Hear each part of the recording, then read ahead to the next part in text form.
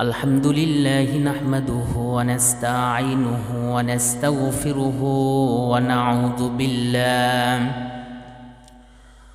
ونعوذ بالله من شرور أنفسنا من يهده الله فلا مضل له ومن يضلله فلن تجد له وليا مرشدا ونشهد أن لا إله إلا الله وحده لا شريك له ونشهد أن سيدنا وسندنا وحبيبنا ومولانا محمدا عبده ورسوله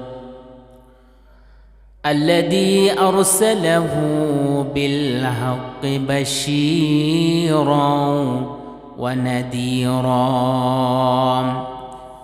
وداعيا إلى الله بإذنه وسراجا منيرا فقد قال الله تعالى في كلامه المجيد وفرقانه الحميد সকলে আমার সাথে জবান খুলে মোহাব্বতের সহিত পড়ুন আউযু বিল্লাহি মিনাশ শাইতানির রাজীম بسم الله الرحمن الرحيم إن الله وملائكته يصلون على النبي يا أيها الذين آمنوا صلوا عليه وسلموا تسليما اللهم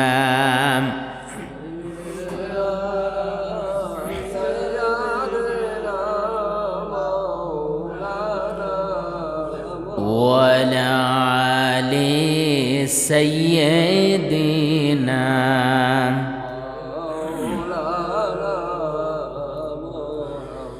যে মানুষ মানুষের বেদনায়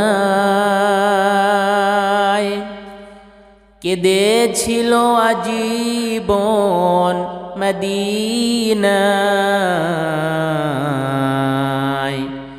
সেই মানুষ যদি হয় এত সুন্দর না জানি তাহলে তুমি কত সুন্দর কত সুন্দর আল্লাহুম্মা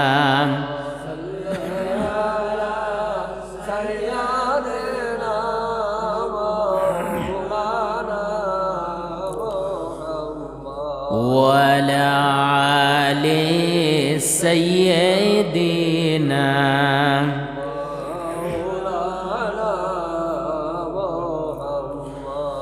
সকলে জবান খুলে মোহাব্বতের সহিত পড়ছে আলহামদুলিল্লাহ আরো একটু জোরে পড়ছে আলহামদুলিল্লাহ সমস্ত প্রশংসা সেই মহান আল্লাহ সুবহানাহু ওয়া তাআলার জন্য যিনি আমাদেরকে দয়া করে মায়া করে একান্ত মেহেরবানি করে যে মহামনিব আমাদেরকে জুমার নামাজ আদায় করার লক্ষ্যে মসজিদে আসবার বসবার কিছু কথা শুনবার জন্য সুযোগ দান করলেন এজন্য আমরা খুশি না বেজার অল্প না বেশি তাহলে সেই মহামনিবের দরবারে হৃদয়ের সকল ভালোবাসাটুকু একত্রিত করে আকাশ বাতাসকে মুখরিত করে আমরা সকলেই পড়ছি আলহামদুলিল্লাহ অতঃপর অফুরন্ত দরুদ এবং সালাম অবতীর্ণ হোক বিশ্ব মানবতার মহান শিক্ষক সরদার দো আলম সৈয়দুস সাকলাইন সাহিবি কিবলাতাইন তামাম পৃথিবীর সমস্ত নবিকুলের শিরভূষণ আউলিয়াকুল শিরোমুকুট আকাশ এবং জমিনের জন্য যেনাকে রহমত হিসেবে প্রেরণ করেছেন, সেই হাবিবের দরবারে কলিজা থেকে, হৃদয় থেকে, হৃদয়ের গহীন থেকে আমরা সকলেই পড়ছি সাল্লাল্লাহু আলাইহি ওয়াসাল্লাম। মান সাল্লা আলাইয়া সালাতান সাল্লাল্লাহু আলাইহি বিআশারা। রাসূল করিম সাল্লাল্লাহু আলাইহি ওয়াসাল্লাম বলেছেন, আব্দুল্লাহ ইবনে আমর ইবনুল আস রাদিয়াল্লাহু তাআলা আনহুমা তিনি বলেছেন, যে ব্যক্তি বিশ্বনবীর প্রতি এক মর্তবা একটিবার দুরূদ পড়বে, আল্লাহর হাবিব বলেছেন যে তার জন্য আল্লাহ সুবহানাহু তাআলা 10টি রহমত নাজিল করবেন। সুবহানাল্লাহ বলুন। শুধু 10টি রহমতই নাজিল করবেন না, আল্লাহ তাআলা বলেন ওই ব্যক্তির জন্য পার্থিব জীবনে 10টি ইজ্জত বাড়িয়ে দেন এবং তার জন্য 10টি সগীরা গুনাহসমূহকে মাফ করে দেন। সুবহানাল্লাহ বলুন। হযরত আব্দুল্লাহ ইবনে আমর ইবনুল আস রাদিয়াল্লাহু তাআলা আনহুমা তিনি বলেছেন, রাসূল করিম সাল্লাল্লাহু আলাইহি ওয়াসাল্লাম বলেছেন, যে ব্যক্তি বেশি বেশি দুরূদ শরীফের আমল করবে, বেশি বেশি দুরূদ শরীফ পড়বে, আল্লাহ রাসূল বলেছে কাল কিয়ামতের ময়দানে ওই ব্যক্তির নলাটি ওই ব্যক্তির কপালে লিখে দেওয়া হবে ওই ব্যক্তি জাহান্নাম থেকে পরিত্রাণ পেয়ে গিয়েছে। সুবহানাল্লাহ বলুন। সুতরাং এজন্য আমরা দুরূদ শরীফের আমল বেশি বেশি যদি করি, তাহলে কাল কিয়ামতের ময়দানে এই দুরূদ শরীফ আমাদের জন্য, বিশ্বনবীর জন্য সুপারিশের কারণ হয়ে যাবে। সুবহানাল্লাহ বলুন। আল্লাহ তাআলার শুকরিয়া আদায় করতে হবে। এই শুকরিয়াটা কিভাবে আদায়? আমরা মনে করি যে এই যে এখন নামাজে এসেছি এটাই মনে হয় ইবাদত, এটাই শুকরিয়া। বিষয়টি এমন নয়। মুমিন জীবনের এমন কোনো সেক্টর নয়, এমন কোনো কাজ নেই, এমন কোনো কর্ম নেই যেখানে রাসূলের আদর্শ এবং যেখানে ইবাদত মুমিন জীবনে নেই। সুবহানাল্লাহ বলুন। আল্লাহ রাব্বুল আলামিন কোরআনুল কারীমের মধ্যে বলেছেন, মুমিন জীবনের এমন কোনো সেক্টর নেই, এমন কোনো কাজ নেই যেখানে মুমিন জীবনের ইবাদত হয় না।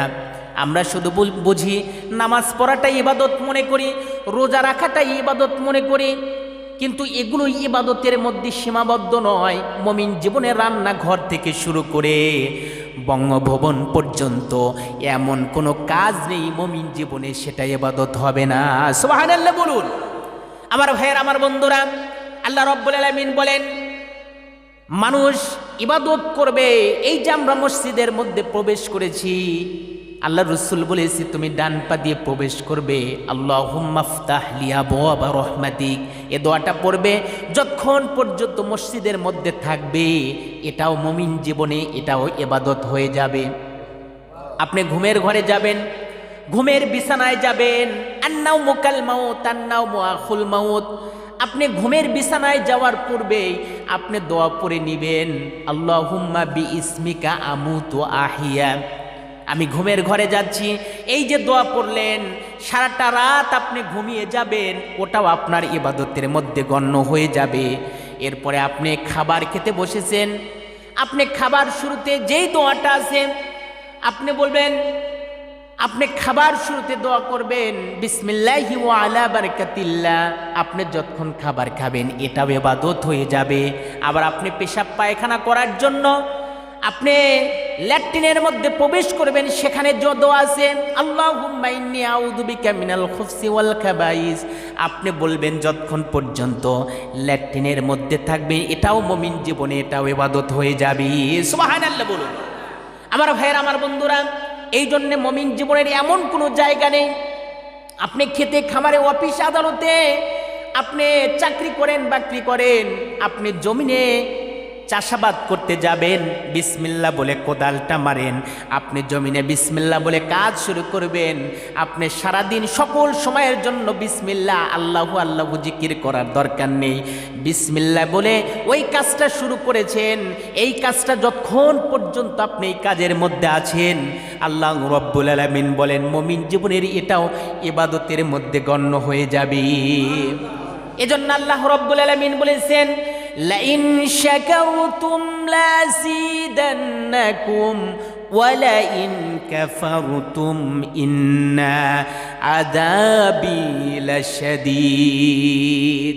আল্লাহ রাব্বুল আলামিন বলেন, লাইন শাকারতুম, বান্দারে যদি তোমরা আমার ন্যূনতম অনুপরিমাণ নিয়ামত পাও, আর সেই নিয়ামতের যদি শুকরিয়া আদায় করো বান্দা, আমি আল্লাহ রব্বুল আলামিন আকাশ এবং জমিনের মধ্যে তোমার নিয়ামতটাকে বাড়ায় দেব। কে বলেছেন? কাকে বলেছেন? আমাদেরকে বলেছেন যে বান্দারে তুমি যদি আমার নিয়ামতের শুকরিয়া আদায় করো আমি তোমার নিয়ামতটাকে বাড়ায় দেব। সুবহানাল্লাহ বলুন। তাহলে এই নিয়ামতের শুকরিয়া যেই কাজটা যেইভাবে আদায় করলে সকল সময়ের জন্য নিয়ামতের শুকরিয়া স্বরূপ আলহামদুলিল্লাহ আলহামদুলিল্লাহ বলবেন, এটাই কিন্তু শুকরিয়া আদায় করা শুধু নয়। আল্লাহ রব্বুল আলামিন বলেন যেই কাজটা যেভাবে আদায় করলে ওই কাজের হকটা আদায় হয়ে যায়, ওই কাজটা ওইভাবে আদায় করার অর্থই হলো নিয়ামতের শুকরিয়া আদায় করা। সকলেই বলুন সুবহানাল্লাহ।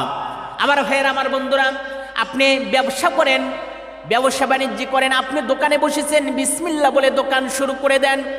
আপনি খাদ্যে ভেজাল দিবেন না, ওজনে কম দিবেন না, যতক্ষণ পর্যন্ত আপনি এই দোকানে বসে থাকবেন, বেচাকেনা করবেন, এটাও আপনার শুকরিয়া হবে, এটাও আপনার ইবাদত হয়ে যাবে। এজন্য আল্লাহ রব্বুল আলামিন বলেছে, এখন আপনি জিজ্ঞাসা করবেন হুজুর কি নিয়ামতের শুকরিয়া আদায় করব? আল্লাহ টাকা পয়সা বাড়ি গাড়ি তেমন কোনো কিছুই দেয় নাই, দিন মজুর কাজ করে খাই, এর আবার কি শুকরিয়া আদায় করব? আল্লাহ রব্বুল আলামিন কাল কিয়ামতের ময়দানে আপনাকে আমাকে ডেকে একটা বারের একটা বার যদি জিজ্ঞাসা করে, বান্দা পৃথিবীতে 50 বছর 60 বছর 100 বছর বেঁচে ছিলে, আমি তোমার কাছে আজকে কোনো কিছুর হিসাব চাই না, তুমি এতটুকু হিসাব তুমি আমাকে দিয়ে জান্নাতে চলে যাও। আমি আল্লাহ রব্বুল আলামিন তোমাকে জন্মসূত্রে যেই নিয়ামত দান করেছি এই নিয়ামতের হিসাব দিয়ে তুমি আমার জান্নাতে চলে যাও। পারা যাবে নাকি? মানব জীবনে এত নিয়ামত দিয়েছেন, এগুলো যদি খোলাভাবে বর্ণনা করতে যাই, চিকিৎসা বিজ্ঞান শেখাবো সে সময় নয়। তবে আমি চিকিৎসা বিজ্ঞানের কিছু থিওরি আপনাদের সামনে তুলে ধরেছি, যদি আপনারা বুঝে থাকেন এবং বুঝে নেন তাহলে আপনার মস্তকটা অবনত হয়ে যাবে, সেজদা দিতে মন চাইবে। আপনি লক্ষ্য করুন, চিকিৎসা বিজ্ঞানীরা রিসার্চ করে গবেষণা করে ডায়াগনস্টিক করে তারা বলে দিয়েছে, আল্লাহ রাব্বুল আলামিন ছোট্ট বাচ্চা যখন ভূমিষ্ঠ হয়, জন্মগ্রহণ করে, আল্লাহ রাব্বুল আলামিন বলেন ওই বাচ্চার শরীরের মধ্যে এতগুলো রগ শিরা উপশিরা আল্লাহ রাব্বুল আলামিন দান করেছেন। যদি এই রগ শিরা উপশিরাগুলো যদি যে একটার পর একটা খুলে যদি জোড়া লাগানো হয়, তাহলে তামাম পৃথিবীকে 3 বার ঘুরে আসা যাবে। সুবহানাল্লাহ বলবেন না? কয়বার ঘুরে আসা যাবে? 3 বার ঘুরে আসা যাবে। বাংলাদেশ নয়, ইন্ডিয়া নয়, ভারত নয়, তামাম পৃথিবীকে 3 বার ঘুরে আসা যাবে আপনার আমার শরীরে যত রগ শিরা উপশিরা দান করেছেন। সুবহানাল্লাহ বলুন। আল্লাহ রাব্বুল আলামিন বলেছেন, চিকিৎসা বিজ্ঞানে বলেছেন, শুধু তাই নয়, তারা রিসার্চ করে গবেষণা করে বলে দিয়েছেন, এই রগগুলো যদি খুলে একটার পর একটাকে সাজিয়ে গুছিয়ে রাখা হয়, তাহলে তোমাদের গণনা মতে 3 একর জমি লাগবে এটাকে সাজিয়ে গুছিয়ে রাখার জন্য। কয় একর জমি? কয় বিঘা? 3 বিঘা? 9 বিঘা জমি লাগবে এটাকে সাজিয়ে গুছিয়ে রাখার জন্য। সুবহানাল্লাহ বলুন। অথচ আপনার বিশ্বাস হয় যে আমার শরীরের মধ্যে এত রগ আল্লাহ তাআলা দিয়েছেন? আল্লাহ রাব্বুল আলামিন বলেছে, বান্দারে এই রগগুলো শিরা উপশিরাগুলো আমি কেন দিলাম? এই রগ শিরা উপশিরার মধ্য দিয়ে নদীর পানিগুলো যেমন স্রোতের গতিতে বহমান প্রবাহমান চলে যায়, আল্লাহ রাব্বুল আলামিন বলেন আমি মানব শরীরের মধ্যে, মানুষের শরীরের মধ্যে এই রগ শিরা উপশিরা দিয়েছি, এর মধ্যে রক্ত আছে, ব্লাড আছে, এই রক্তগুলো স্রোতের গতিতে চলাফেরা করে। আর মানুষের এই শরীরের মধ্যে আল্লাহ রাব্বুল আলামিন আরেকটা নিয়ামত উঠিয়ে দিয়েছে, সেই নিয়ামতের নাম হলো হার্ট। এই হার্ট প্রতি মিনিটে 1 বার 2 বার নয়, চিকিৎসা বিজ্ঞান বলেছে 70 থেকে 80 বার মানুষের শরীরের সমস্ত রক্তগুলো শোষণ করে নেয়, চুষে নেয়, এবং অপবিত্র রক্ত, নাপাক রক্ত এগুলোকে ফেলে দিয়ে আবার নতুন করে এই রক্তগুলোকে পুত পবিত্র করে এভাবে বারবার পাম্পিং করছে, সার্ভ করছে, শরীরের সর্বত্র পৌঁছে যাচ্ছে। সকলে বলুন সুবহানাল্লাহ। প্রতি মিনিটে মিনিটে, একবার দুইবার নয়, 70 থেকে 80 বার শরীরের রক্ত এভাবে শোষণ করে নিচ্ছে, চুষে নিচ্ছে। আবার এই রক্ত, এই ব্লাড শরীরের মধ্যেই অপবিত্র হয়ে যাচ্ছে, নষ্ট হয়ে যাচ্ছে। এটাকে ফেলে দিয়ে আবার নতুন করে ওই মেশিনের সাহায্যে এটাকে আবার শরীরের সর্বত্র পৌঁছে দিচ্ছে। মানুষের শরীরটা কর্মচঞ্চল হয়ে যাচ্ছে। সুবহানাল্লাহ।